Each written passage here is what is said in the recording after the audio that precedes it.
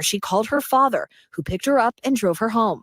We rode home in silence. He didn't ask me what happened. He didn't ask me what I did or where I was. In an interview with NBC News, her father said he could not verify the claims. Quote, "I felt like I would remember that, and I don't. I have a lot going on, but I mean, that's something that would definitely stick in my mind," he said. When we asked the woman about the contradictions in a phone interview on Friday, she said that she stands by her statements. Hey guys, welcome to my channel everybody, and thank you so much for watching. What's going on, guys? I'm Jade if you're new here. So I'm gonna play a video. We already know the story about this lady coming out so many years later and accusing Jay-Z of violating her. And so, you know, this case has been in court. Jay-Z has been asking for her identity to be revealed, otherwise the case should be thrown out. So she finally granted the lady in question, she's 39 years old now, 38, 39, finally granted an interview with NBC, basically letting them, hi, Kristen. So she finally granted an interview to NBC and telling her side of the story. You know, she basically wanted them to protect her identity, didn't want people to know her. So basically what she ended up doing, in my opinion, she exposed some of the inconsistencies, some of the story, things that didn't quite gel with regards to this. And this is what I've been saying that we should all be paying attention to. I don't know any group of people that take so much pride in pulling one of our own down like we do in our community. And it's just so sad. Like the powers that be, they do all the work. You know, they work behind the scenes and they just feed some of us this information that some of us are so happy to like run with. So I'm going to go ahead now and play this interview. I'm not going to interrupt before I give my opinion on everything. So take a listen. So she granted an interview. Remember, she's still being protected. So she granted an interview with NBC, and this is what she had to say.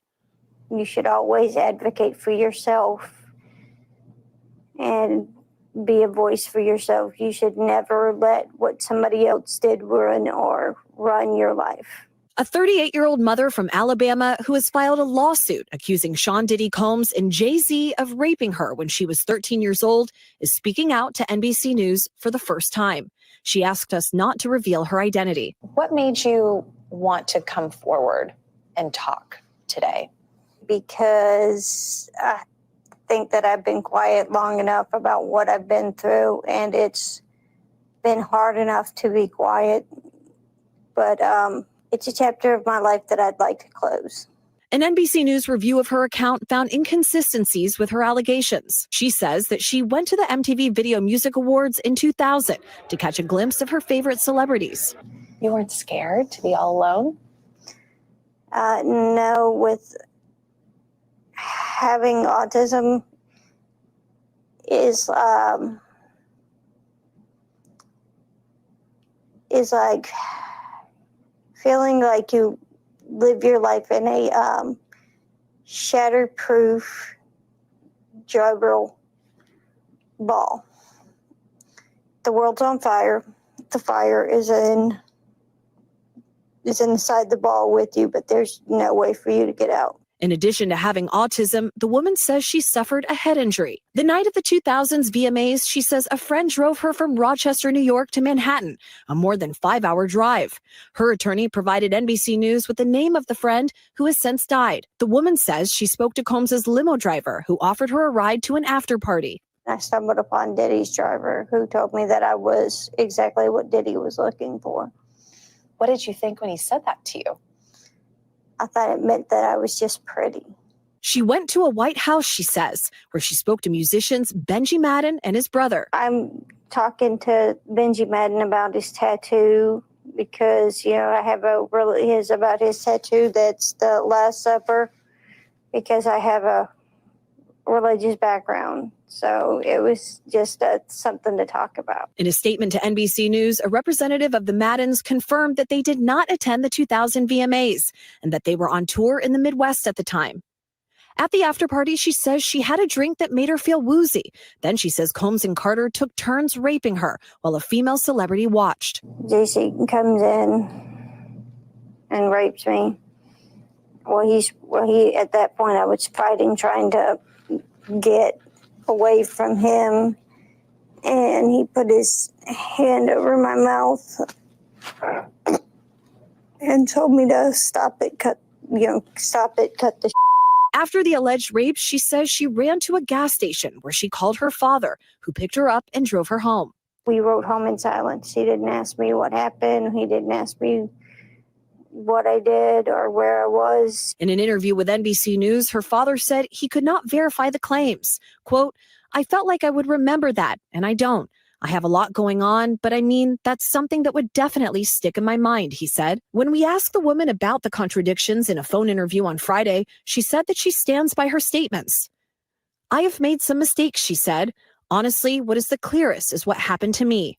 The inconsistencies in her account of an incident alleged to have happened 24 years ago does not necessarily mean the allegations are false. The accuser's attorney, Tony Busby, said, "Because we have interrogated her intensely, she has even agreed to submit to a polygraph. This has been extremely distressing for her, to the point she has experienced seizures and had to seek medical treatment due to the stress." In a statement to NBC News, Sean Carter said, "This incident didn't happen, and yet he filed it in court and doubled down in the press. True justice is coming. We fight from victory, not for victory." Is any part of you scared coming out against such powerful people? Yeah, I'm scared of what could happen, but I'm more afraid of letting it eat me alive from the inside out than I am of,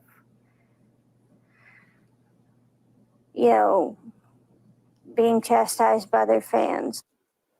All right, Chloe Malas joining us now live. Chloe, we just heard a very strongly worded statement from Jay-Z. What else are you hearing from him and his team? Yes, so his attorney said that they're going to ask the court to, quote, dismiss this frivolous case. And also moments ago, we heard from Diddy's legal team, and I want to read you some of what they said. They said, quote, "This is the beginning of the end of this shameful money grab." And remember, he remains behind bars at Brooklyn's Metropolitan Detention Center, and his criminal trial begins in May. All right, very thorough reporting. Okay, so first of all, before I give my opinion on this, Diddy has lost once again his another attempt to get himself bail. And so according to what I am reading, he has basically decided that he's not going to try and get bail anymore. He's just going to wait for the trial to happen and all of that. And so with all of that said, I stand by everything that I have been saying with regards to this whole situation about how quick it is for our people to just jump on the bandwagon. Again, like I said, I don't know any other group of people, any other race of people who take so much pride in just pulling down one of our own. Okay, I don't know. It's almost as if, and this is part of the whole idea, right? This is part of the plan. The powers that be, what they essentially did is basically make you fight for your position, make positions, make things hard for Black people, so that, when there are multiple people who are qualified for said position, they make you fight for it, so that you can fight yourself for it, and whichever person wins, whichever person comes out at the end is the winner. Because they have made us believe that, there is only room for one of us at the top, even though that is simply not the case. The sky is big enough for everybody. But they make people believe that there is only room for one of us at the top. And so in order for you to climb up there, in order for you to get to the top position, you have to do everything to pull the other person down. And another thing that I have also noticed, to pull your fellow Black person down. And another thing that I have also noticed with regards to this reporting is that if you look at the vast majority of people that are hammering on this, people that are doing multiple videos about this, are mostly the Black people, the Black content creators. And this is also by design, okay? Because they don't make any mistake about it. The powers that be, they set the whole thing in motion, but they know that for this to be effective, for them not to come off as though they are trying to bring the black man down, they have to enlist, sometimes knowingly, sometimes unknowingly, to the people that they are enlisting, but they have to enlist other black people to do the manual work of pulling that person down, because they don't want to come off as being racist. Oh, you're pulling this man down, you're coming after this man because they are black or whatever. So they basically feed black content creators, black YouTubers, black bloggers with all of the information at their disposal and have them go to town and compensate them through clicks and views and all this other stuff. Because I have seen so many people report this. The vast majority of content creators and bloggers that are pushing this Jay-Z narrative are mostly black content creators. White content creators only have to say once and then move on. So it is just so sad to see how our people not realizing, I don't know how many times things have to happen before we can actually use our senses and use our brains to like figure out that, okay, these people are definitely setting us up. There's something definitely going on. There is a narrative. There is an orchestrated plan. I'm not one who feeds into celebrity worshiping. You guys know me here.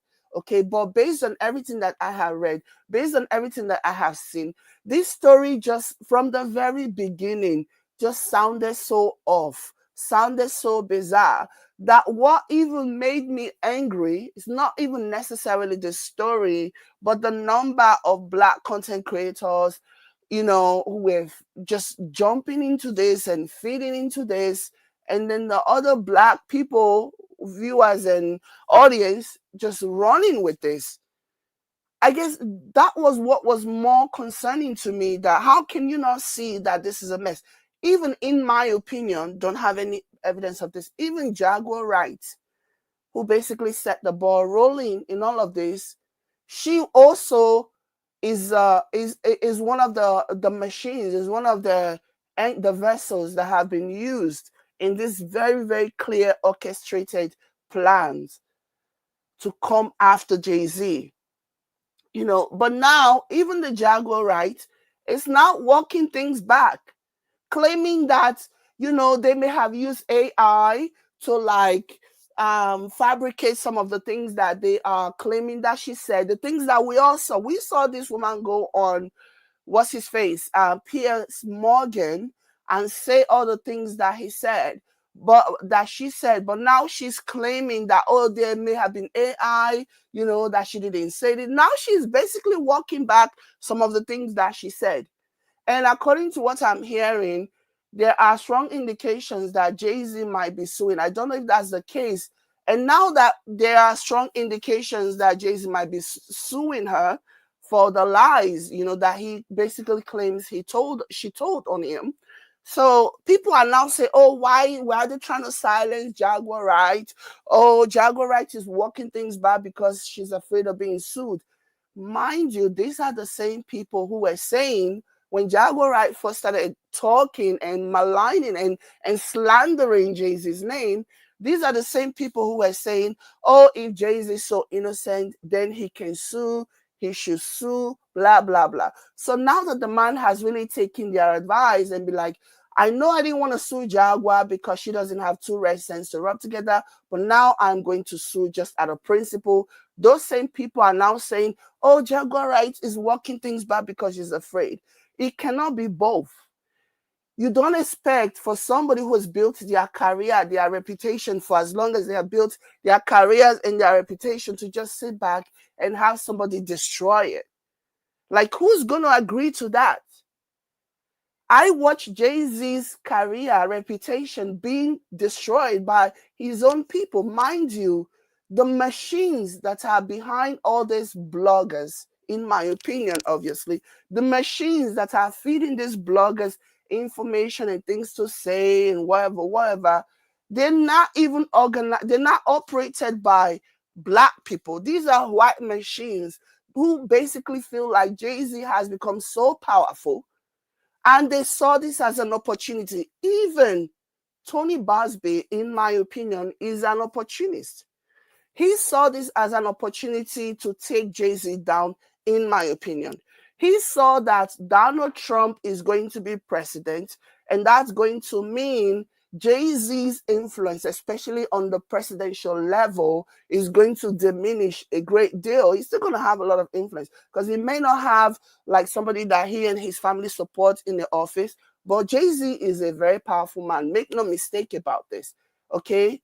That's the reason why they've not been able to succeed in their attempt to take him down.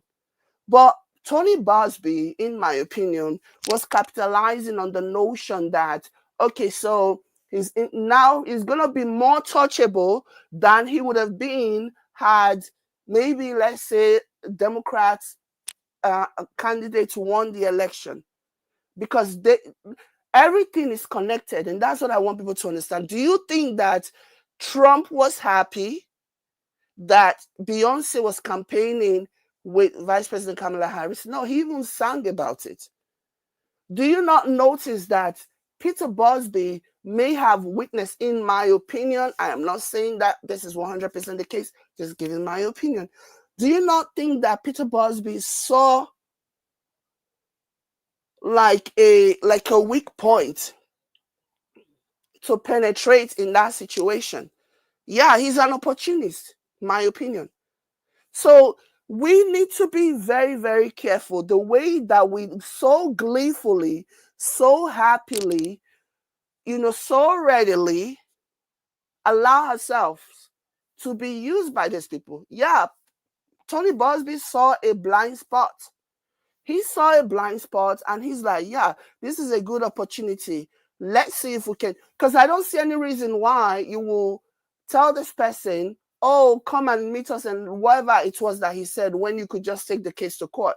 Why are you having a meeting if you're trying to like get a meeting with somebody who has been accused of committing a heinous crime? That's because you are trying to basically get them to pay up. That's the conventional wisdom. That's what conventional wisdom will tell you. You know what I mean? So this old notion, people should not get it twisted. Don't get it twisted. This is this looks like a very orchestrated plan. And our people are so happy. And now the stories that she's telling are so inconsistent. Okay, for example, the name, the band that she mentioned that she had a full-on conversation with about their tattoos or whatever, turns out that band was not even at the VMAs. They were touring at the time. And even her own father does not even remember such a thing happening at all. No matter how messed up his life is, and something like that happens, like that is something that you don't forget. You don't just forget something like that at all. But even her own father does not remember that whole situation happening. I know that people are going to try and spin this and say, oh, they're just trying to, these people have been silenced and been threatened or been done whatever. Because it's more easier. You guys are more happy and more ready to accept the negative as opposed to the positive. Like, it is sad. It's very unfortunate anyways. So anyways, I'll catch you later. Bye. You know what? Let me see if I can end my live on yeah. I don't know. I was thinking of maybe ending the live on YouTube and continuing. And yeah, it's really unfortunate. And I think we should not be so quick. I know this whole thing is driven by jealousy. It is driven by that whole crab in the barrel mentality. Like, it's just sad. We need to do better as a society. We absolutely need to do better. They are slowly but surely destroying people, and they are lying. They are painting them in a negative light. They're spewing things about them, and it's just not right. Just think about that.